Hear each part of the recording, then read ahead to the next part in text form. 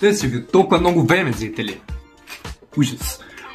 Цял ден ви търся вече. Буквално, трябва да поговорим за нещо. Не мога да спра да гледам брейнот видеа в Инстаграм. Добре. Нека да ви покажа. Елате с мен.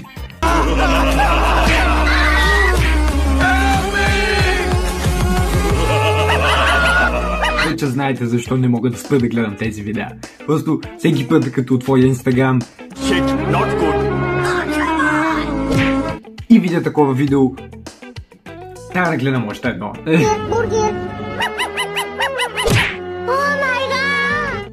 И тъй като съм гледал много от тези видеа, твърдя, че съм нещо като Instagram брейнот експерт. Първо, трябва ни някаква много случайна ситуация. После, ни трябват героите, случайни 3D модели, които човека е намерил, но най-вече герои, на които се кефят деца. После, имаме звуковите ефекти, които са от индийския TikTok, нали, като цяло.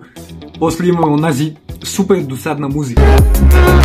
После имаме онова меме с Парк Шоу, нали, дето имаш началото на епизода, средата на епизода и после края, нали, дето всичко се връща обратно към нормалното. Да, тези Instagram видеа следват същата формула до някъде, само че ставаш 10 пъти по-бавен след като го гледаш едно такова видео. Аз мисля, че съм гледал толкова много видеа, че вече IQ-то ми е под средното за нормален петокласник. Така че, да, някой казва, че това е брейнот, но аз изобщо не скибиди защо мисля така. Аз взимам инициативата да направя това, което никой друг не иска. Да седна и да гледам всички тези видеа, деца направени за деца. Те точно това целят. Целят родителите им, или в случая аз, си затворим очите за такива неща. Но, знаете какво, зрители? Аз няма да си затворя очите, докато децата не започнат да гледат нормални неща отново. Ще направя всичко възможно. Не, шегувам се, не ми се занимава. Съжалявам, деца, просто май ще се наложи да разчитате на някой друг. Не на The Best Motive да ви спаси от безкрайната глупост, с която ви заливат в интернет. Сега като имаме всички елементи, всички съставни части, които правят едно такова видео, това което е, можем да направим собствено видео. И това би изглеждало нещо като ето това. Бай-бай!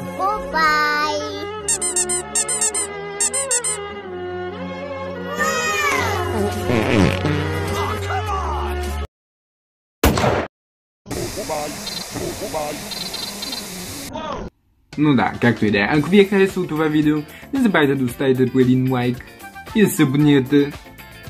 Защото ако не се абонирате до 5 секунди, както е показано на онзи таймер, Бебе Ху няма да може да излезе от тази дупка. Сериозно съм загубил, не знам, безбой много мозъчни клетки в правенето на това видео.